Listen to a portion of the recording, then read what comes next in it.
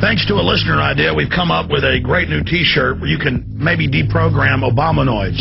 Just like the Bush people. I tried to explain he was New World Order and evil, and they would think I was a communist. And I would say, no, he's a puppet, he's controlled. But they had invested their image of themselves, their identity in this person that was developed and created by the very corporate slave state that's destroying all of our futures and openly say they want to euthanize and engage in eugenics.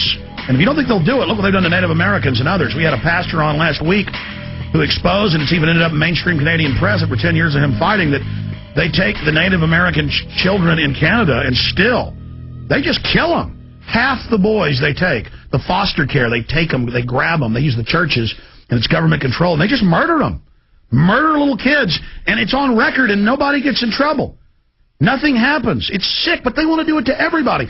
It's any group. See, with the Native Americans, they could tell people they were different, or they're causing a problem. You know, they're different from us, let's kill them.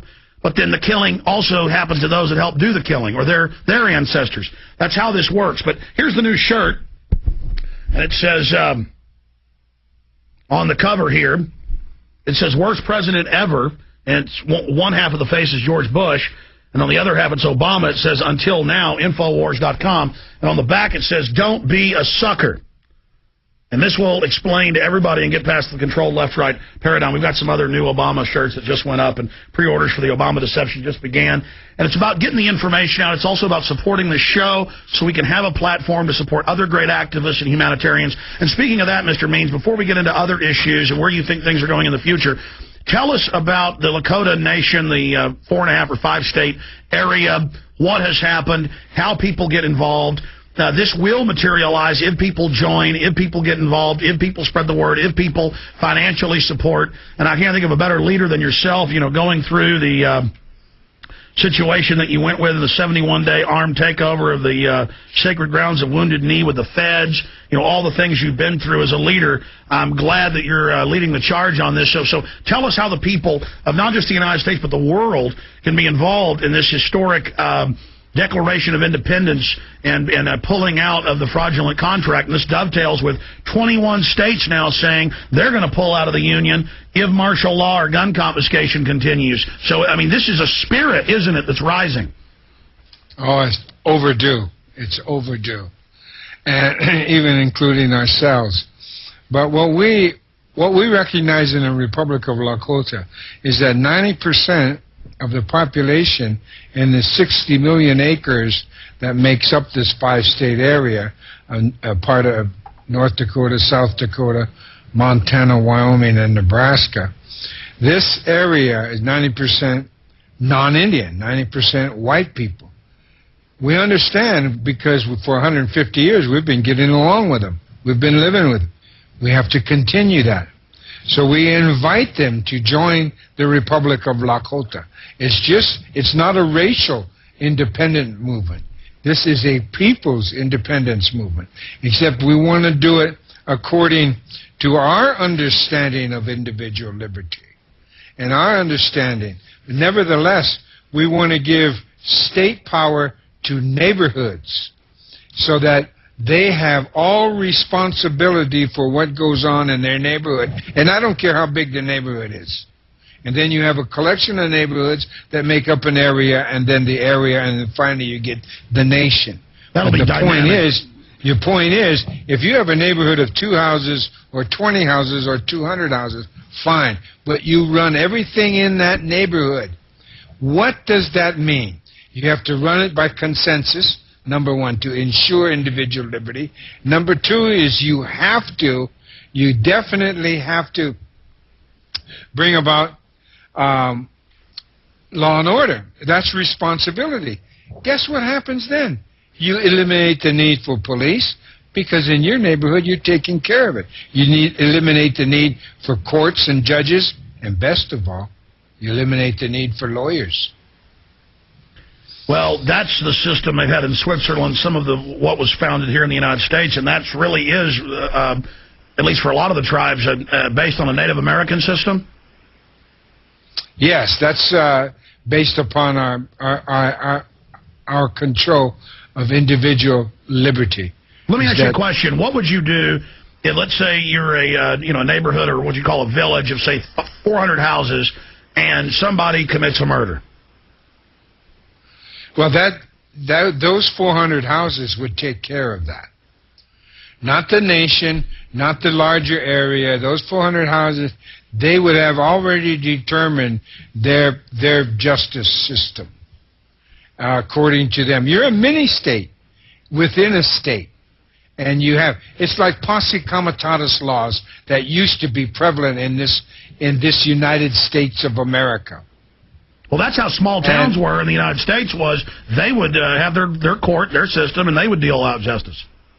Well, because Americans have become the new Indians of the 21st century, and they've become actually reservation Indians because they've abdicated their responsibility. They've allowed the Congress of the United States of America to eradicate posse comitatus laws. Listen, these two bedrock avenues of individual liberty is, one, the sheriff of every county at one time was the top law official in the nation because they were elected. And then those sheriffs, any police agency anywhere from any place had to get permission of the sheriff to come in that county. That was just eradicated in the last 3 years by Congress. The other thing is, with the corporate laws, we have to get rid of the rights of corporations.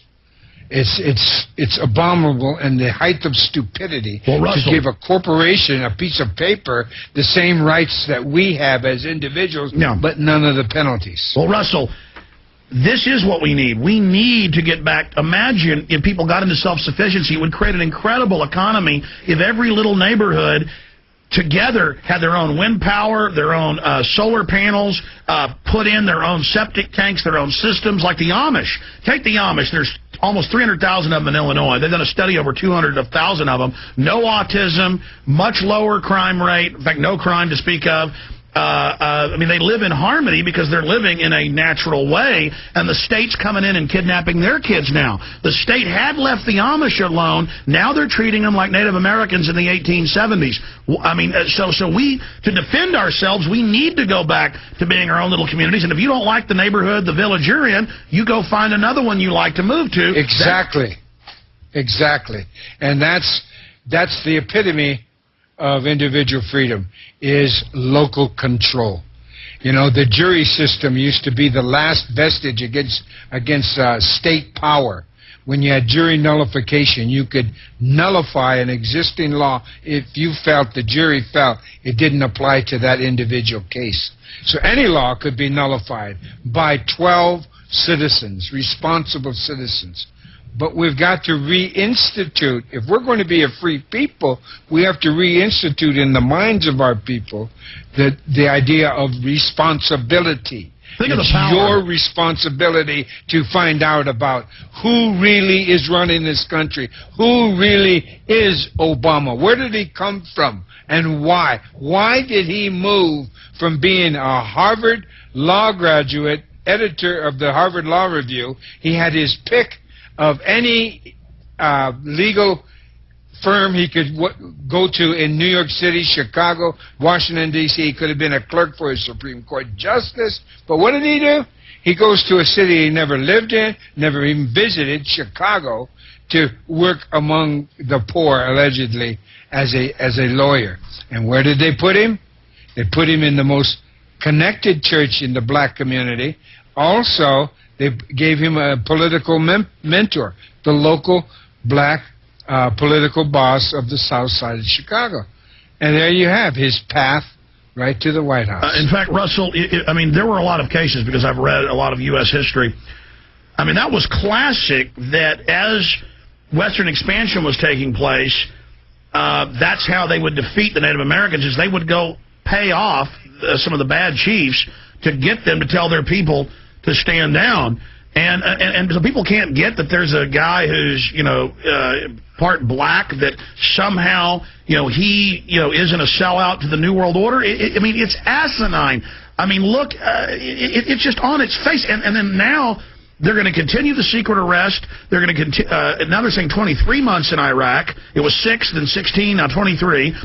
30,000 more troops, up to 60 in Afghanistan. Now they're talking about 90,000. He's talking about going into Iran, going into Pakistan.